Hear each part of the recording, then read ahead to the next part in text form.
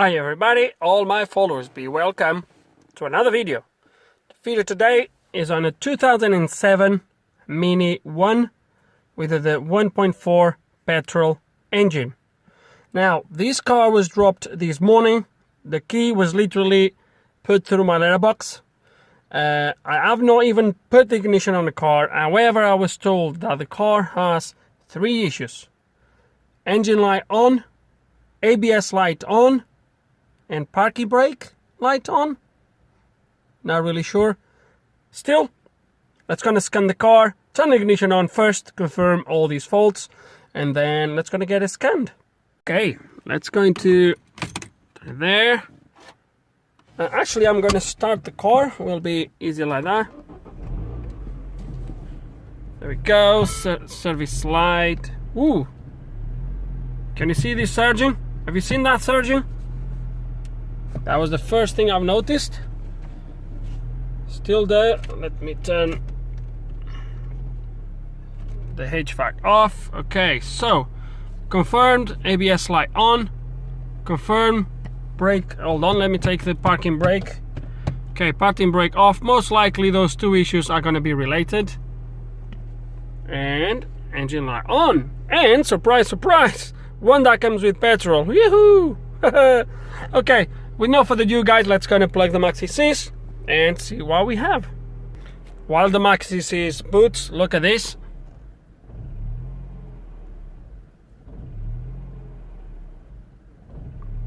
I think it's gonna stall at some point. Throttle responds okay, and is off.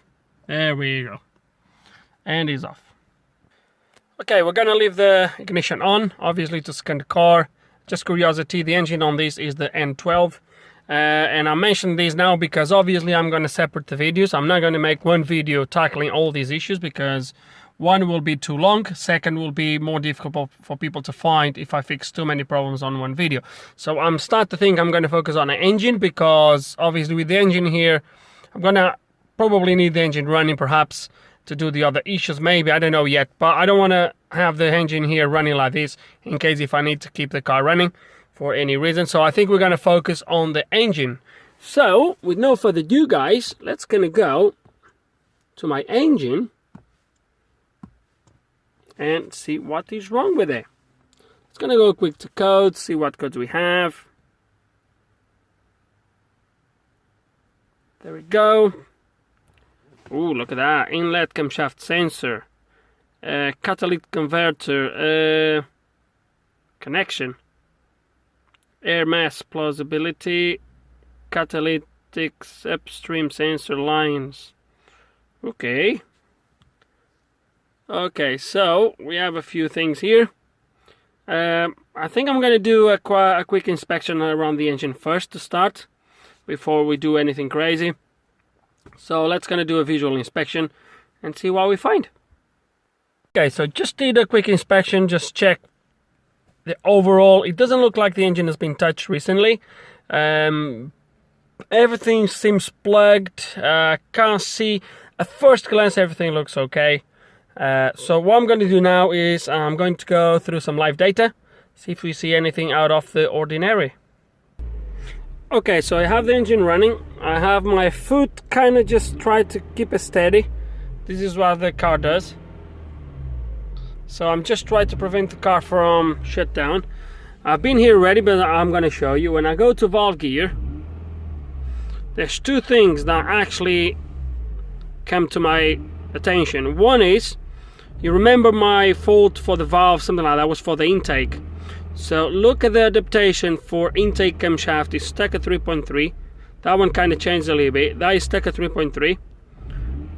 The exhaust adaptation also changed a little bit in there. The variable camshaft. That one is stuck at 154.6. Exhaust camshaft position, it changes. Intake camshaft position is stuck at 0. Okay, so might be that I have a bad sensor in there. Would be so good if that was my only problem.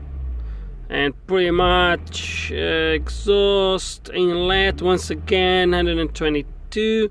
That is stuck in there. 120. Inlet set point. Okay, so that's what we have. The car keeps doing this with my foot steady on the brake. And obviously I think this will affect, I don't think, it will affect obviously my O2 sensor, the readings. So it might be why we have that fault. I think we need to fix this one first and then see what we have afterwards. But as you can see, that doesn't change. These values there for the inlet is stuck all the time. That one changed, that one is stuck all the time. So we're gonna have a look at the sensor, make sure first we have power and ground in there. Then yeah, we might check actually with the scope the outfit of the sensor before we 100% blame the sensor. Okay, so this is my exhaust sensor. This is my intake sensor. The intake is the one that is reporting fault. There is 3 wires, a white on the side, a yellow in the middle, and a orange on this end. So if I back probe the orange, which I believe is the 5 volts, there we go, 5 volts.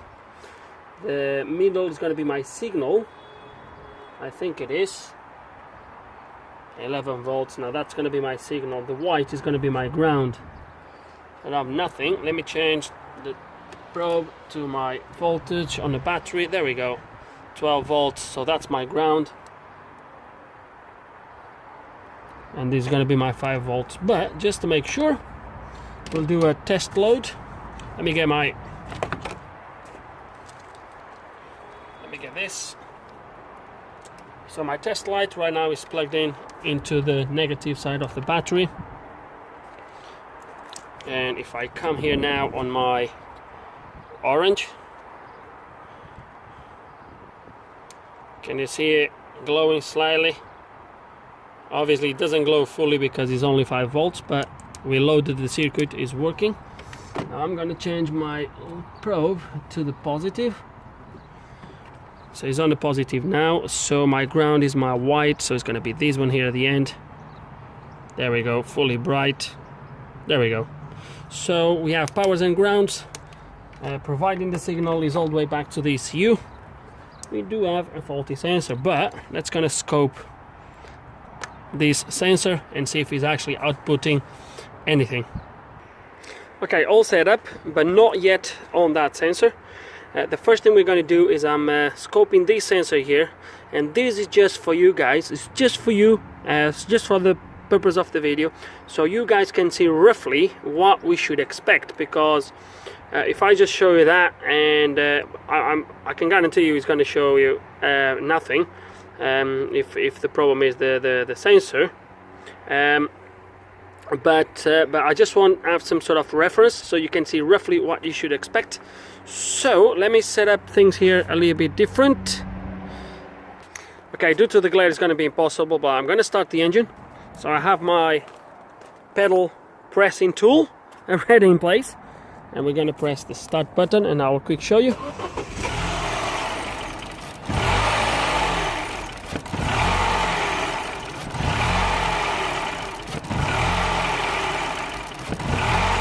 So that's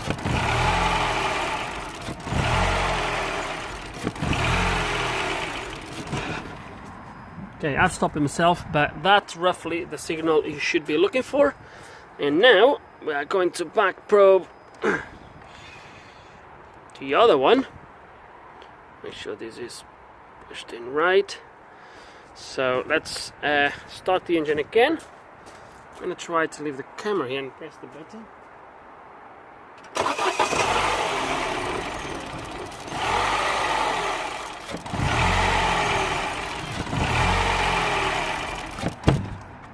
Okay, so that's not very good, as you have seen.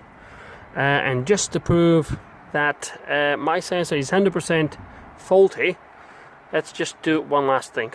Still gonna swap the sensors, but just follow my advice, guys. When you buy any sort of sensors for a car, don't go aftermarket, okay? So that's the genuine Bosch still. I don't know if there is a BMW logo on this.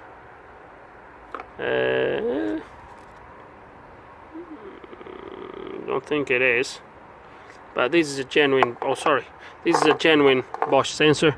That's an aftermarket. Don't buy this sort of sensors aftermarket, it's no good. Swap the sensors, connected on the one that was now reading before, which was this sensor, but it's just connected. Let's gonna start the engine again and see what we get.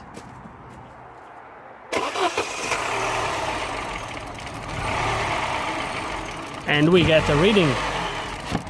Let's try the other one before the engine shuts off.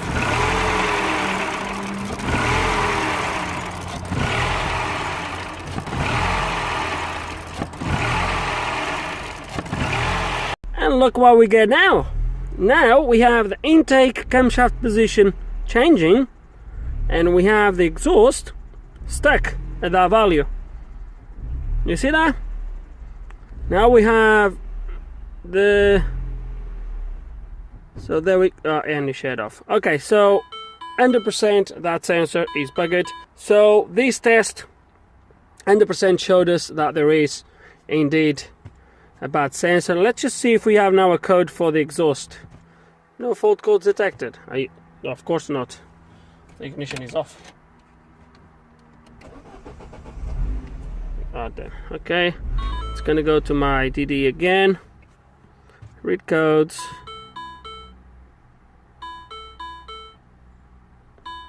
And what we have here? Boom!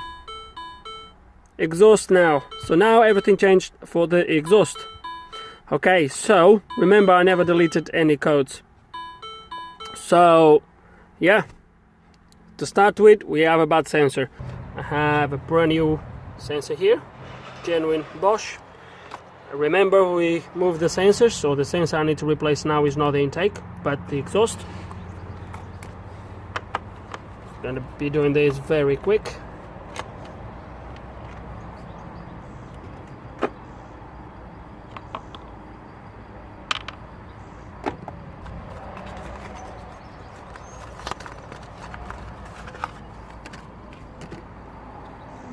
Make sure it's the right sensor. Indeed it is. This has a little white cap, but should not make a difference, I think. I hope. Let me clean back there. Coming out.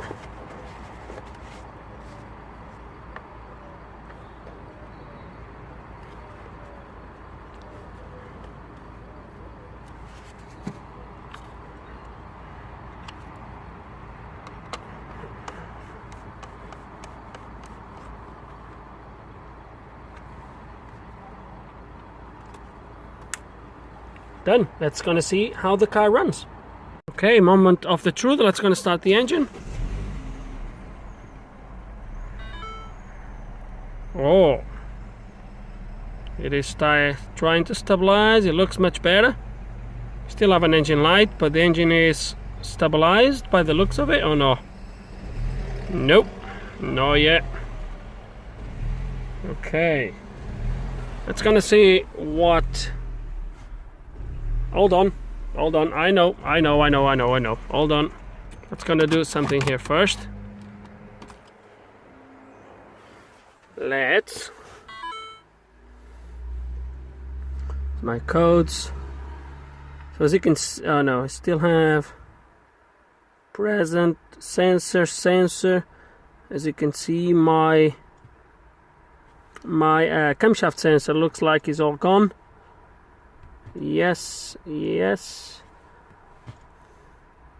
Okay, no fault detected right now. It's gonna go to reset control unit.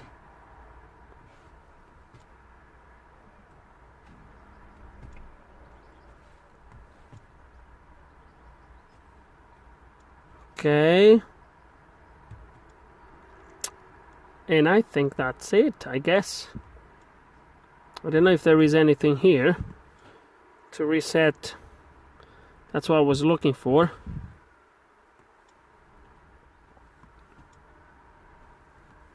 Adjustment, delete adaptations, that's what I want. delete adaptations of variable. Yep, it's gonna do that. One reset. Okay, terminal 15 off, wait for 15 seconds. Okay, terminal on, back on, press continue.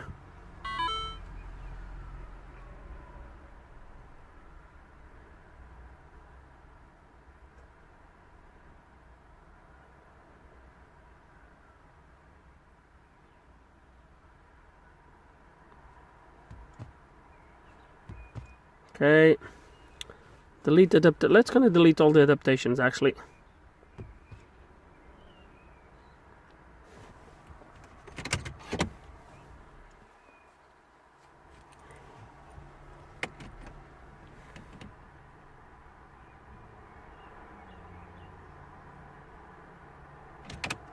Turn on terminal 15. Press continue. Not well done. Are not deleted. The next step, the that term, blah blah, adaptation variable control values, blah blah blah blah. Switch off terminal 15.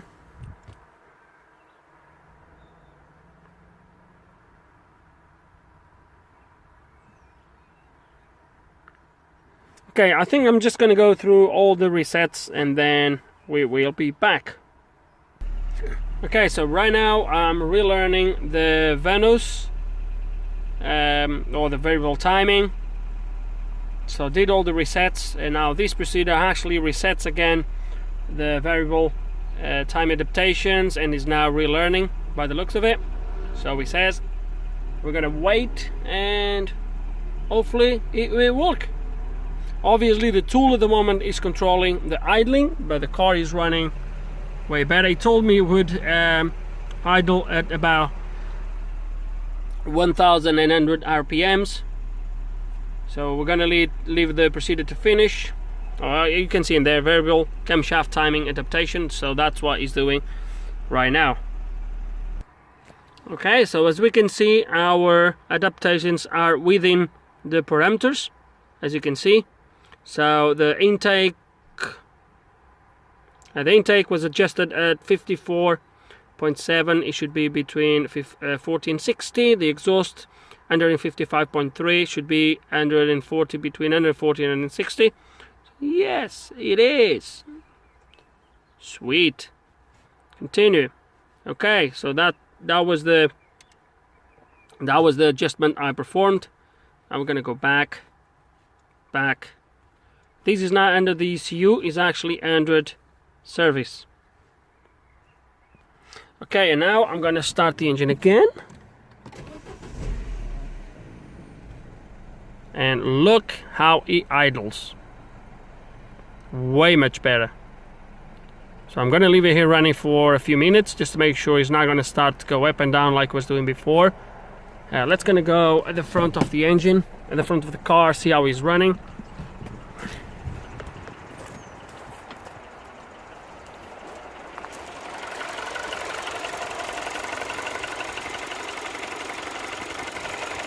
It's actually running quite well. Sweet. Okay, and I have the engine now running for about 15 minutes, maybe more. You might be able to look at the clock, maybe more. He's up to temperature 100%, and basically when I leave the engine here running for all this time, as I log into the ECU again, I get these two faults coming back. But as I go in and out of the ECU, I don't know if it's going to do it now. Let me just see if it does it.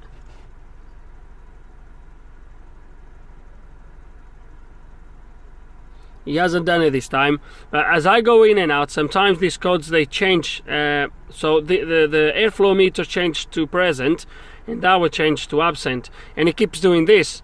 Anyway, the airflow meter, there's not even an airflow meter on this particular engine, so I believe this is just the ECU seeing something with the air intake values, whatever calculation the ECU is doing. For now, I'm not gonna worry anymore with this.